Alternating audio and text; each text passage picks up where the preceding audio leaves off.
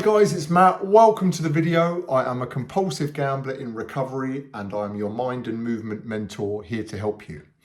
So today's video, 5 things that I've learned since stopping gambling and reflecting back on being a compulsive gambler. Number 1, it was never about the money. No amount of money was ever going to be enough for me to stop. The amount of times I said to myself, if I get to this figure, that figure, I'll buy this, I'll do that, that'll be enough, I can park it, not interested in carrying on beyond that point.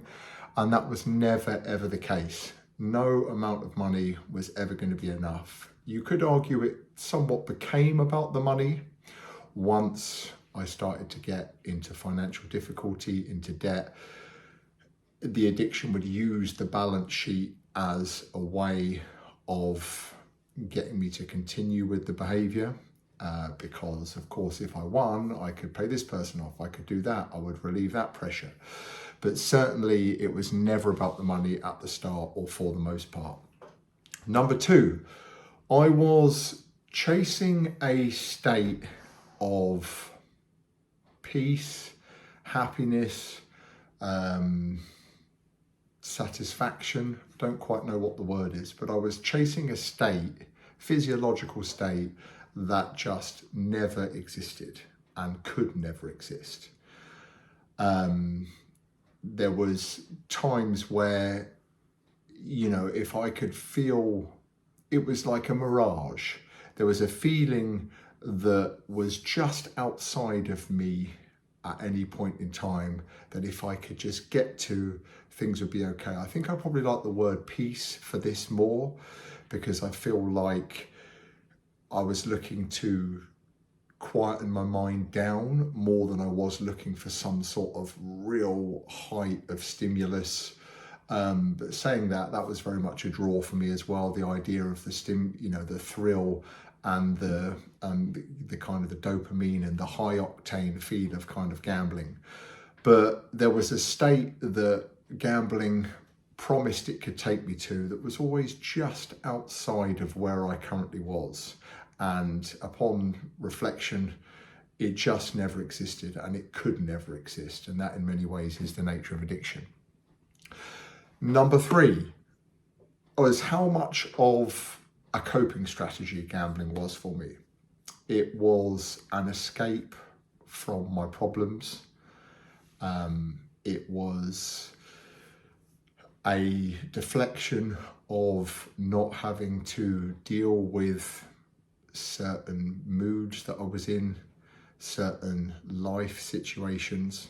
I have ADHD, so there is a level of emotional dysregulation with me where I struggle to kind of manage my emotions and kind of get my head around it from time to time.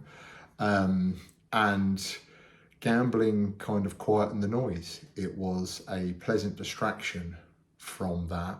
If I was feeling troubled or kind of anxious or stressed about things, it was almost like a comfort blanket that would protect me from that and mean that I couldn't simultaneously being in the gambling headspace of all the draw of the planning and putting my brain to use and strategizing and scheming to think about what I was going to gamble on, and also be in whatever stressed, anxiety, complications of life challenges. They couldn't coexist in my mind at the same time. So it kind of really quietened that side of it down, which I suppose is the nature of a coping strategy. It is essentially escapism.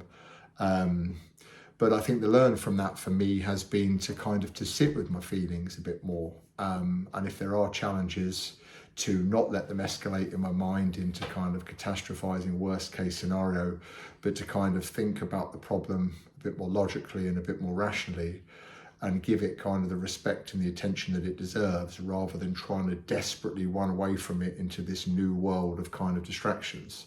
So that's something that I'm kind of very much working on in real time. Number 4 is to truly embrace recovery and accept that I am a compulsive gambler. I've made other videos on this, and this was almost like a bit of a sliding scale for me, where I kind of did it, but didn't maybe do it as much as I could have done, didn't do it as much as maybe I needed to. And now I'm just in complete acceptance of the fact that I am a compulsive gambler and that I need to be proactive with my recovery. If there's a part of me that starts to think maybe it's not as much of an issue for me, maybe I'm not actually an addict, maybe I'm not fully compulsive with it, then that's just leaving the door open for the addiction to come and, you know, insert itself into what can invariably be like another relapse. So pride is the wrong word, because I'm not proud to be a compulsive gambler, but there's definitely something in the ownership of it, and so the proactivity in troubleshooting the behavior, reflecting on the past, not living there, but at the same time, I suppose acceptance is the right word, to make sure that I'm kind of moving forward in the best way possible.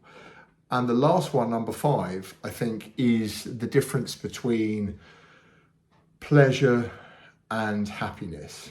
So fleeting pleasure being a temporary state in your mind. I suppose you could call that brain endorphins, dopamine, you know, like that real kind of feel-good factor in the moment that kind of like titillates the senses. So that could be something like junk food, you know, pornography.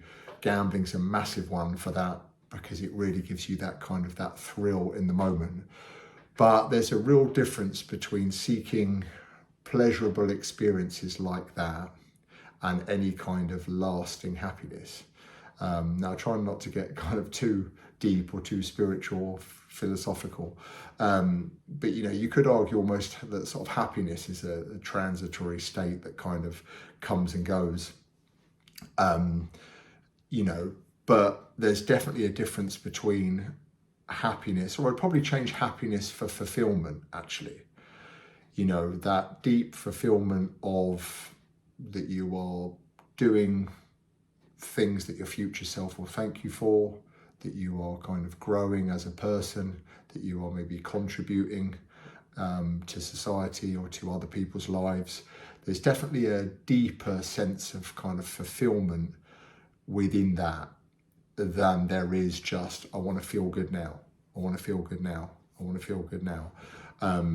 And I think certainly when I was younger, I wouldn't have given the respect for the credibility of just how nice it feels to feel fulfilled, feel like you're doing the right things, say growing as a person, being in that kind of that growth, self-development mindset, doing things that you feel like are challenging, pushing yourself, pushing your comfort zone, and getting kind of the fruits from that, rather than just real kind of temporary fleeting pleasure that constantly just needs to kind of ratchet up, which, you know, again, is the nature of addiction. And I think something that kind of gambling addicts can fall foul to, being in that paradigm of, or just feeling great or getting the win or getting the buzz is all that life's about, when actually the other side of it is a lot more longer lasting and a lot more actually sort of deeper, and, you know, just like I say, totally more fulfilling. So that's 5 things that I am by no means perfect at, but some reflections from my compulsive gambling days. As I've said before in the videos, I always say I make this content for the kind of person that I was a few years ago, 10, 15 plus years ago, showing my age. And if you feel like this resonates, please leave me a comment below. Please feel free to subscribe, like the video to help support the channel, to help me reach more people. And if you know someone that this message might be worthwhile to, feel free to share it with them and send it to them. And I will see you in the next video very soon. Thanks for watching.